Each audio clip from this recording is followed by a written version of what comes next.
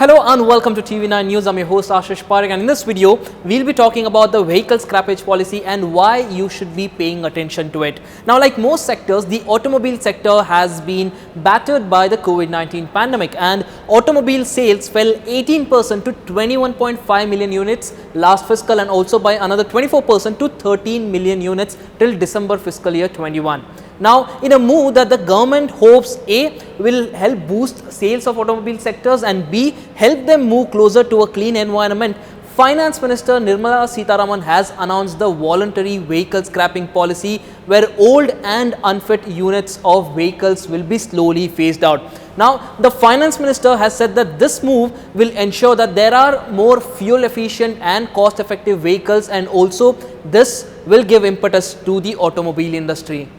So here is what you need to know about the vehicle scrappage policy. First up, if your vehicle is a private vehicle and this is of course used by you only for your personal commute, such vehicles will turn to scrap after 20 years. Secondly, if you own a commercial vehicle, it will turn to scrap after 15 years, which means that you will not be allowed to use those vehicles and will have to scrap them off. So what exactly is vehicle scrapping, and what are the rules that you need to follow while making sure that you are scrapping your vehicles? First up, vehicle scrapping, like the name suggests, involves the vehicles being chopped into pieces and then being recycled, and once this is done, once it crosses the cutoff period. Now first up, when the car is scrapped, its chassis number is taken out before the scrap is sent for recycling. Now the car owner is expected to approach an authorized scrap dealer for car scrapping, and the dealer should also be able to ensure that the vehicle is disposed of in a safe manner without any adverse impact on the environment.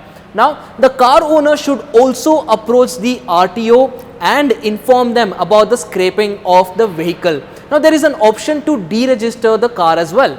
The scrap dealer will in fact have to perform a series of physical inspections of the car and also quote a price for scraping based on the weight of the vehicle. And once that is done, once an agreement is reached, the scrap dealer will remove the car parts and segregate them into rubber, plastic, iron and other materials. So what is the advantage of this particular policy, and why is the government bringing this now? Well, the government expects recycling of metals like steel, copper, aluminium from the scrapped vehicles to help reduce their imports. Now, getting the roads rid of all of these kind of vehicles would also, on the other hand, help lower pollution. Also, the government will also make sure that its oil bill is reduced, because these new vehicles replacing the old ones would mean that all of these vehicles are fuel efficient, and that would save the government a lot of money.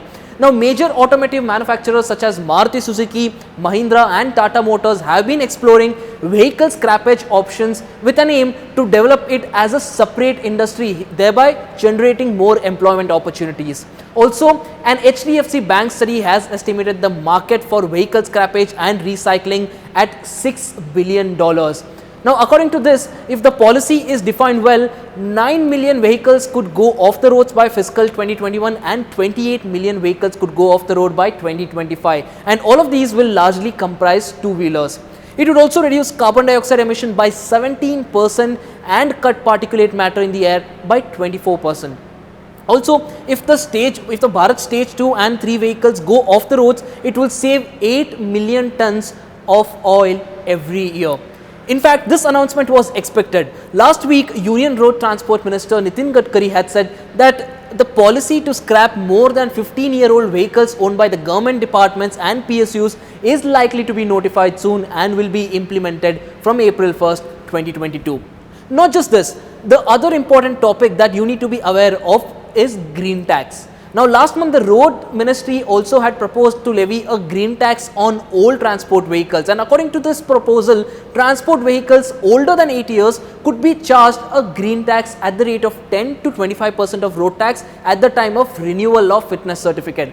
Now, for personal vehicles, the tax will be levied at the time of renewal of registration certificate after 15 years. However, this also has some variety. There will be a different rate depending on the fuel type, that whether it's a petrol one or it's a diesel vehicle, and also the type of vehicle. Greener vehicles like strong hybrids, electric vehicles and also alternate fuel vehicles using CNG, ethanol and LPG will be exempted from the green tax.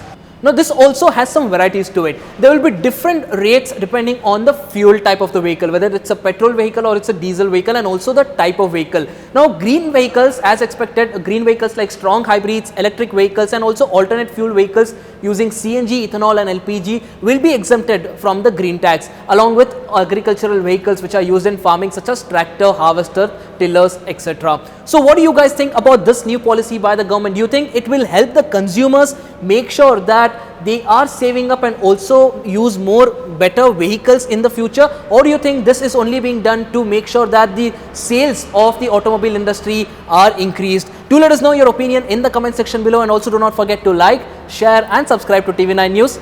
Thanks a lot for watching.